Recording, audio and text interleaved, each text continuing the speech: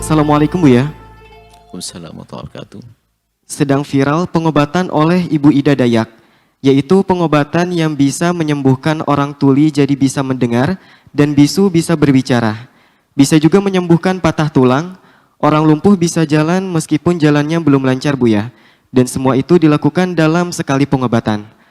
Pengobatannya hanya dengan memijat bagian yang sakit dengan minyak. Apakah kita sebagai umat Islam boleh berobat ke sana Bu ya? Karena ribuan orang mengantri untuk berobat ke Ibu Ida Dayak Bu ya. Mohon bimbingannya. Wassalamualaikum warahmatullahi wabarakatuh.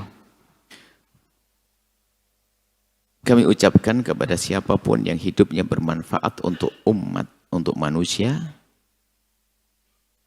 maka harapan kami adalah semoga Allah memberikan kebaikan.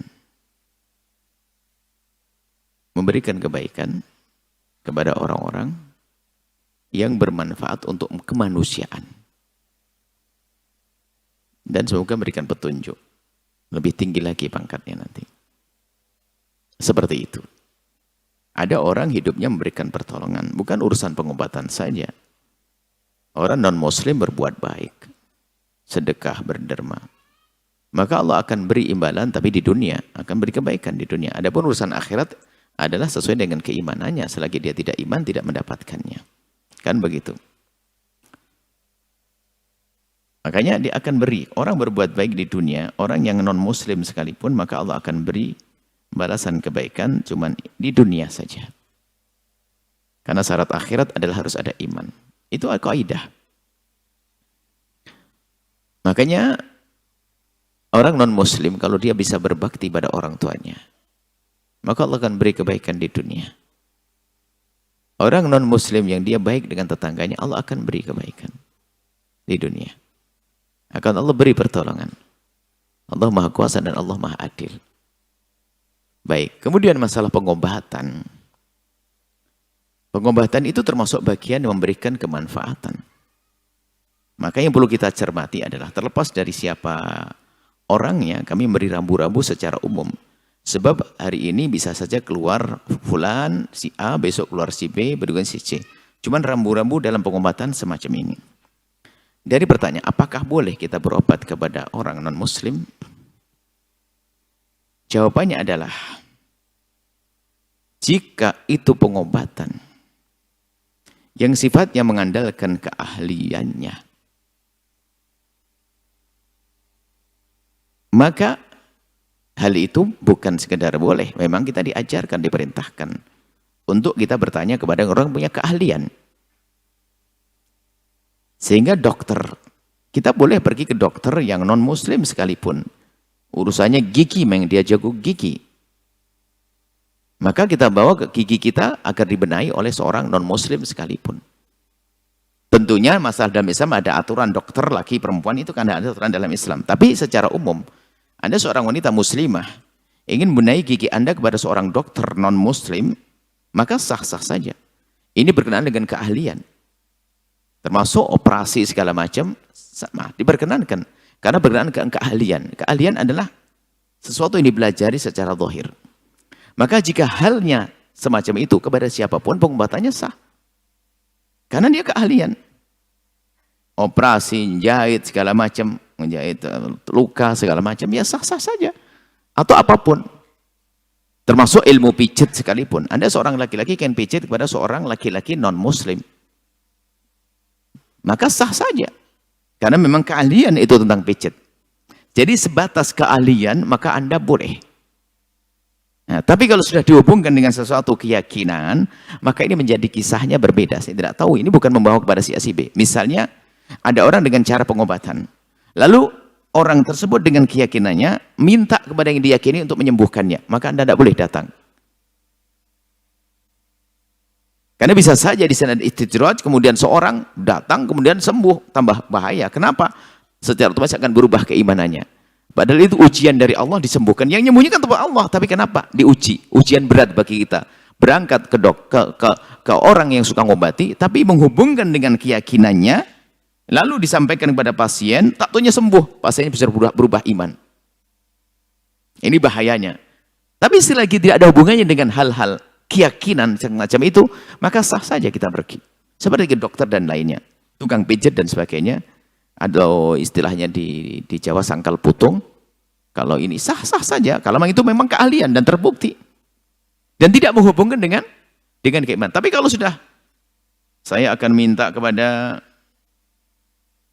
Tuhan saya namanya pohon pisang, semoga engkau sembuh. Nah, nggak boleh kita datang. Sembuh betulan, kita besok beriman kepada pohon pisang. Nah, makanya tolong perhatikan. Ini terlepas dari benar tidaknya berita itu. Jadi rambu-rambu dalam berobat semacam itu. Jika dihubungkan keyakinan, nggak boleh Anda datang. Bisa jadi Anda sembuh, ujian bagi Anda.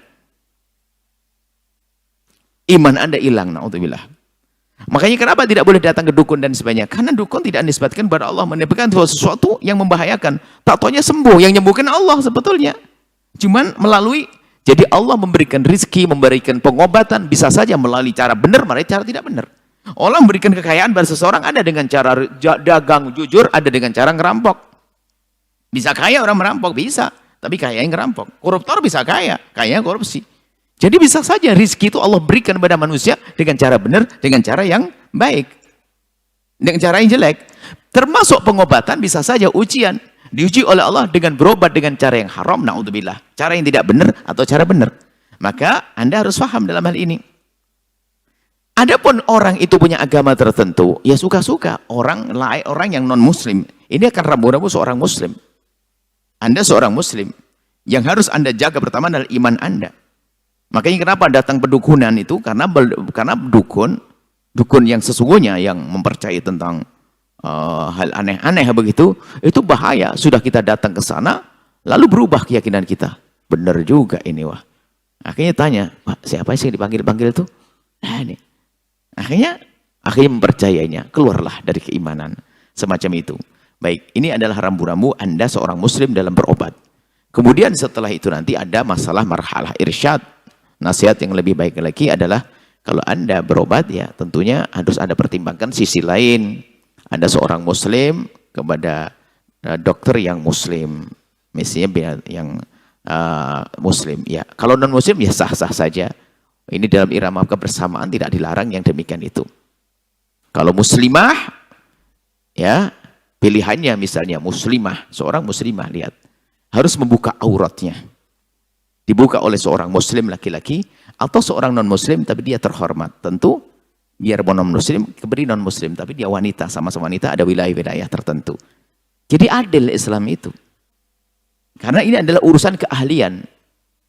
Bukan urusan dunia-dunia gaib tadi. Kalau sudah ada hubungannya dengan permohonan-permohonan, hati-hati. Jika dia memohon kepada selain Allah, Anda tidak boleh datang sama sekali. Biarpun katanya ribuan orang katanya sembuh, katalah sembuh, maka ketahuilah justru di saat sembuh itu ada ujian keimanan. Bisa kropos, hilang imannya dengan itu semuanya. Dulu kan juga pernah ada anak kecil di mana itu yang katanya menjadi sebab kesembuhan karena apa ya, cincin atau batu, lupa saya. Misalnya lupa nih cerita dulu itu. Baik, macam-macam. Akan tapi ketahuilah orang beriman mudah, tidak akan mudah terbedaya dengan apapun. Tapi ingat, jika ada orang punya agama beda, punya keahlian semacam itu, Anda jangan mencaci juga, jangan mengolok. Dan kami sampaikan kepada Anda yang di luar wilayah Islam, yang kami sampaikan ini hanya rambu-rambu untuk kaum muslimin. Rambu-rambu untuk kaum muslimin, bukan ini adalah untuk Anda. Jadi mohon tidak ada ketersinggungan dalam hal-hal semacam ini. Anda seorang Kristiani, Anda bisa percaya dengan cara-cara pengobatan yang ada ritual-ritualnya cara orang Kristen. Anda orang Hindu, ada aturannya sendiri. Anda pun tidak harus percaya dengan ritualnya orang Muslim. Anda hak-hak Anda. Kami pun juga tidak boleh, tidak dipaksa harus percaya dengan cara ritual Anda dan pengobatan. Ini adalah agama. Nggak boleh dicampur adukkan. Tapi kalau masalah keahlian, Anda seorang Kristiani, Anda seorang Buddhis, Anda seorang Hinduis, punya keahlian di dalam hal tertentu, ya seperti halnya kami seorang Muslim punya keahlian di dalam tertentu, Anda boleh. Kami juga boleh, karena ini masalah keahlian. Mohon ini hal-hal semacam ini kadang-kadang dijadikan bahan untuk memecah belah umat, dipikir mencaci, mengolok dan sebagainya. Karena apa? Islam mengajarkan keindahan. Sehingga kita juga tidak boleh ya caci maki, olok-olokan, tidak boleh. Tapi ini rambu-rambu. Maka rambu-rambu adalah untuk kaum muslimin saja.